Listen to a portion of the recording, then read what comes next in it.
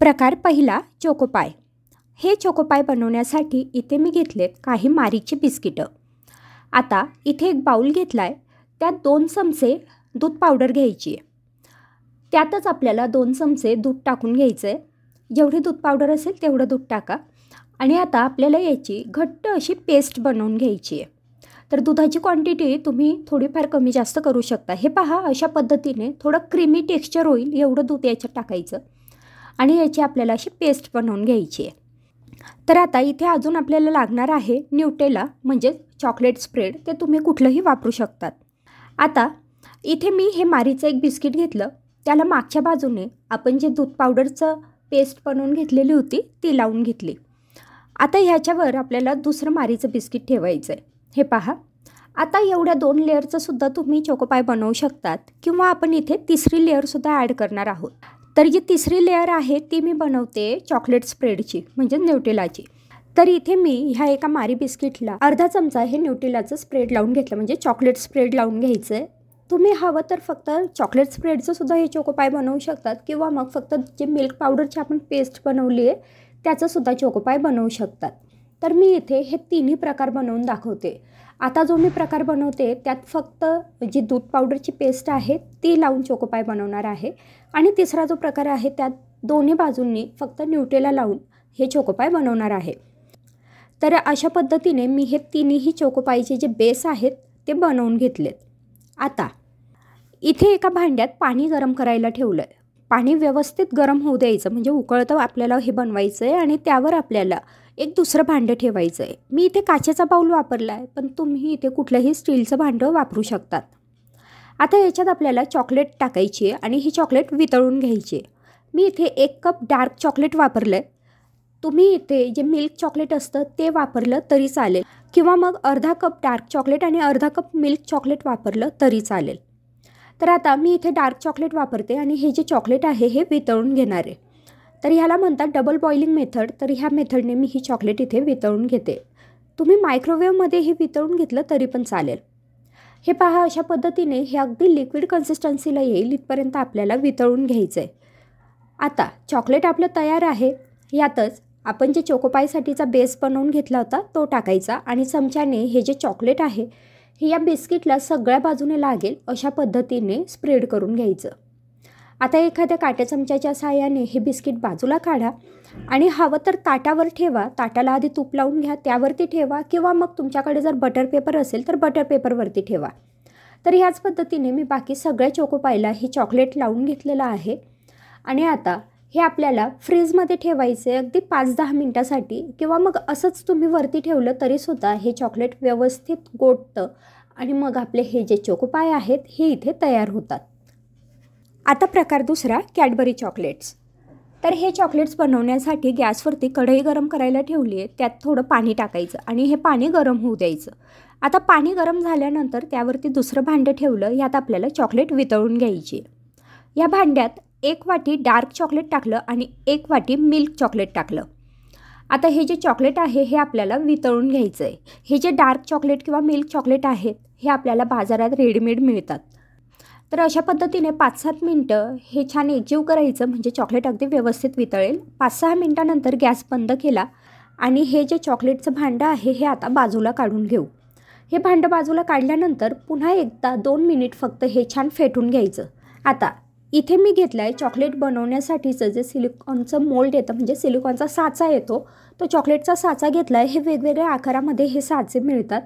तर तुम्हाला जर अगदी डेअरी मिल्क चॉकलेटसारखं चॉकलेट बनवायचं असेल तर त्याचासुद्धा साचा मिळतो, तुम्ही तोसुद्धा वापरू शकतात। मी इथे हे छोटे छोटे वेगवेगळ्या आकारात डायनासोरच्या आकारात हे चॉकलेट बनवून घेते। तर इथे मी या चॉकलेटमध्ये काही ड्रायफ्रूटसुद्धा ॲड करते, जसं की मी बदाम टाकून घेतले, काही चॉकलेट्समध्ये काजू टाकलेत, काहीमध्ये बदामाचे आणि काजूचे काप करून टाकलेत। तर तुम्ही अशा पद्धतीने सुद्धा हे चॉकलेट बनवू शकतात किंवा मग तुम्ही फक्त साधे चॉकलेट तुम्हाला बनवायचे असेल, त्यात ड्रायफ्रूट वगैरे ॲड करायचे नसेल तर तसंसुद्धा बनवू शकतात। आता हे आपल्याला फ्रीजमध्ये ठेवायचं आहे अर्ध्या तासासाठी। फ्रीझरमध्ये ठेवायचं नाही, फ्रीजमध्ये ठेवायचं आहे। अर्ध्या तासात आपले चॉकलेट्स अगदी व्यवस्थित तयार होतील। हे पहा, इथे अर्धा तास झालेला आहे आणि अर्ध्या तासात आपले हे जे कॅडबरी चॉकलेट आहेत हे अगदी व्यवस्थित तयार झालेत। प्रकार तिसरा चोको ब्राउनी। ही ब्राउनी बनवण्यासाठी इथे मी एका चाळणीमध्ये 1.5 वाटी गव्हाचं पीठ घेतलं आहे. याऐवजी आपण मैदा पण वापरू शकतो. त्यात आपला जो पोहे खाण्याचा चमचा असतो तो 2 चमचे कोका पावडर टाकली आहे, किंवा मग जर टेबलस्पूनने वापरत असाल तर 1.5 टेबलस्पून कोका पावडर टाकायची. आता याच्यात अगदी पाव चमचा खाण्याचा जो सोडा असतो, खाता सोडा, तो टाकायचा आणि 1 चमचा बेकिंग पावडर टाकायची आहे. जर तुम्हाला बेकिंग पावडर आणि सोडा वापरायचा नसेल तर इनोसुद्धा वापरू शकतात, पण बेकिंग पावडरमुळे ह्या ज्या ब्राउनी आहे किंवा केक असतात त्याला टेस्ट छान येते. आता हे सगळं छान चाळून घेतलं. त्यानंतर ज्या डब्यामध्ये मला हे बेक करायचं आहे तर त्या डब्याला तेल लावून घेतलं. आता इथे एका बाउलमध्ये मी घेतलं आहे 2 ते 3 चमचे साजूक तूप. रूम टेम्परेचरवरचं तूप घ्यायचं, वितळलेलं तूप इथे वापरायचं नाही आहे. आता याच्यात आपल्याला टाकायची अर्धी वाटी पिठी साखर. आता साखरसुद्धा तुम्ही तुमच्या आवडीप्रमाणे थोडीफार कमी जास्त करू शकतात. साखर टाकल्यानंतर हे आपल्याला चांगलं फेटून घ्यायचं आहे. ह्याचं अगदी क्रीमी टेक्स्चर होईल इतकं फेटून घेतलं. त्यानंतर याच्यात व्हॅनिला इसेन्स टाकला 2-3 थेंब. तुम्ही हवं तर इथे चॉकलेट इसेन्ससुद्धा वापरू शकतात. इसेन्स टाकल्यानंतरसुद्धा हे चांगलं फेटून घ्यायचं. हे पहा, असं छान क्रीमी हे तयार होईल इथपर्यंत फेटायचं. त्यानंतर आपण जे पिठं चाळून घेतलेले होते ते याच्यात टाकायचे. आता हे पिठं याच्यात टाकल्यानंतर चांगलं एकजीव करायचं आणि एकजीव झालं की त्यानंतर याच्यात थोडंसं दूध टाकायचं आहे. तर हे पहा, हे सगळं मी चांगलं एकजीव करून घेतलं. आता याच्यात थोडं थोडं करत दूध टाकायचं आहे. साधारण 1 वाटी एवढं आपल्याला इथे दूध लागतं, पण थोडं थोडं करत टाकायचं म्हणजे आपल्याला व्यवस्थित अंदाज येतो. तर इथे मी 1 वाटी दूध टाकून घेतलं. त्यानंतर पुन्हा मी थोडंसं 2 चमचे दूध अजून ॲड केलं आहे आणि हे चांगलं फेटून घेतलं. हे पहा, हे फेटून घेतल्यानंतर असं रनिंग कन्सिस्टन्सीला येईल इथपर्यंत फेटायचं. म्हणजे जसं आपलं नॉर्मली केकचं बॅटर असतं त्या पद्धतीने, किंवा भजींचं आपण पीठ भिजवतो त्या पद्धतीने. आता हे फेटून झालं की आपण ज्या डब्याला तेल लावून घेतलं होतं त्या डब्यामध्ये हे मी टाकून घेतलं.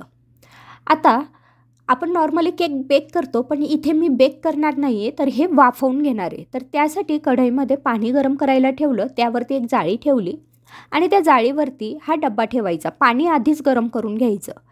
त्यानंतर वरून एक झाकण ठेवायचं आणि आपल्याला ही जी ब्राउनी आहे ती साधारण 20 ते 25 मिनटं वाफवून घ्यायची हाय फ्लेमवरती. हे पहा, इथे मी 20 मिनटानंतर चेक केलं, सुरी टाकून पाहिली, ती अगदी व्यवस्थित कोरडी बाहेर येते. म्हणजे आपली ही जी ब्राउनी आहे ती इथे व्यवस्थित तयार झाली. आता हा डबा थोडा थंड होऊ द्यायचा आणि त्यानंतरच आपल्याला हा जो केक आहे हा बाजूला काढून घ्यायचा आहे. तर हे पहा, थंड झाल्यानंतर हा केक मी आता बाजूला काढून घेतला आणि तो कट करून घेते. तर अशा पद्धतीने छान मऊसूत सॉफ्ट अशी ही ब्राउनी इथे तयार झाली. तुम्ही हवं तर हे बेकही करू शकतात, पण मी इथे छान उकडून घेतलं आहे. इथे मी चॉकलेट घेतलं आहे. तर हे चॉकलेट 1 वाटी डार्क चॉकलेट आणि 1 वाटी मिल्क चॉकलेट डबल बॉइलिंग मेथडने मी गरम करून घेतलं आहे किंवा हे वितळून घेतलं आहे. ह्या पद्धतीने कढईत पाणी टाकायचं. पाणी उकळलं की त्यावरती चॉकलेट टाकलेलं भांडं ठेवायचं आणि ते वितळून घ्यायचं. आता इथे मी एक वाटी घेतली आहे. ज्या आकाराचा आपल्याला केक बनवायचा आहे त्या आकाराची वाटी घ्यायची. त्याला मी थोडंसं तूप लावून घेतलं आहे. तूप ह्या पद्धतीने ह्या भांड्यावर छान पसरून घेतलेलं आहे. आता जे चॉकलेट आपण वितळून घेतलेलं होतं ते चॉकलेट इथे या भांड्यामध्ये टाकायचं आहे. अगदी थोडंसं टाकायचं, 2-3 चमचे. आणि त्यानंतर मी व्हिडिओमध्ये दाखवते त्या पद्धतीने हे भांड्याला ते चॉकलेट सगळ्या बाजूने स्प्रेड करून घ्यायचं. हे पहा, छान चॉकलेट या भांड्यावरती झालेलं आहे. एक्स्ट्रा चॉकलेट असेल ते काढून घ्यायचं. आता हे भांडं फ्रीजमध्ये ठेवून हे चॉकलेट छान घट्ट होऊ दिलंय. हे पहा, चॉकलेट आता इथे छान सेट झालंय. आता पुन्हा एक चॉकलेटचा लेअर आपल्याला याच्यावरती लावून घ्यायचा आहे. तर अशा पद्धतीने मी पुन्हा एक चॉकलेटचा लेअर या भांड्याला लावून घेते आणि पुन्हा फ्रीजमध्ये 10 मिनिटासाठी हे चॉकलेट सेट होण्यासाठी ठेवायचं आहे. 10 मिनिटानंतर चॉकलेट सेट झालंय आणि आपण भांड्याला तूप लावलं होतं त्यामुळे हे आपल्याला अगदी व्यवस्थित काढता आलंय. आता एका ताटामध्ये मी काही चॉकलेट बिस्किट ठेवून घेतलेले आहे आणि त्याच्यावरती आपण ही जी केकसाठीची वाटी तयार करून घेतलेली होती ती ठेवायची आहे. वरून आपण सजावटीसाठी थोडंसं चॉकलेट्स किंवा वेगवेगळ्या प्रकारचे जे आपले जेम्स असतात ते वापरू शकतो, किंवा तुम्हाला इथे क्रीम वापरायचं असेल तर ते सुद्धा इथे वापरू शकतात. तर अशा पद्धतीने मी हा केक आता छान सजवून घेते. हा केक बनवताना आपण मुलांना सुद्धा यात इन्व्हॉल्व करू शकतो, कारण अतिशय सोप्या पद्धतीचा केक आहे. तर इथे हा आपला पिनाटा केक तयार झालेला आहे. हा केक एखादी आपल्याकडे हातोडी असते किंवा मग आपलं लाटणं असतं त्याच्याने सुद्धा आपण हा फोडू शकतो. आणि हा केक फोडल्यानंतर याच्या आतून जे चॉकलेट्स बाहेर येतात ते मुलांना फार आवडतात. तर मग आपला हा पिनाटा केक इथे तयार झाला आहे. इथे मी काही बर्बनची बिस्किटं घेतली आहेत. ही बिस्किटं ह्या पद्धतीने आपल्याला जोडून घ्यायची आहेत. त्यानंतर मिक्सरच्या भांड्यामध्ये आपल्याला हे बिस्किट टाकून ह्याची आपल्याला पावडर तयार करून घ्यायची आहे. तर काही बिस्किटं मी या भांड्यामध्ये टाकली. हे पहा, अशा पद्धतीने या बिस्किटची मी पावडर तयार करून घेतली आहे. आता याच्यात आवश्यकतेप्रमाणे दूध टाकायचं आहे. तर मी सुरुवातीला एक छोटा कप दूध मी इथे टाकून घेतलेला आहे. दूध टाकल्यानंतर हे एकाच बाजूने छान फेटून घ्यायचं आणि रनिंग कन्सिस्टन्सीचं आपल्याला याचं बॅटर तयार करून घ्यायचं आहे. तर हे पहा, तुम्ही बघू शकतायत बॅटर तयार झालेला आहे.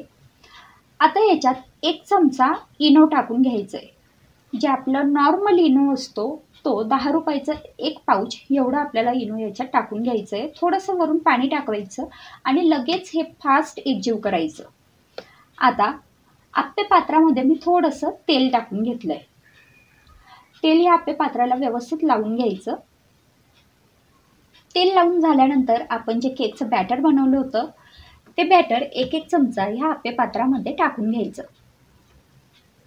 आणि आता मंद गॅसवरती हा केक आपल्याला 5 ते 7 मिनिटं झाकण ठेवून बेक करून घ्यायचा आहे.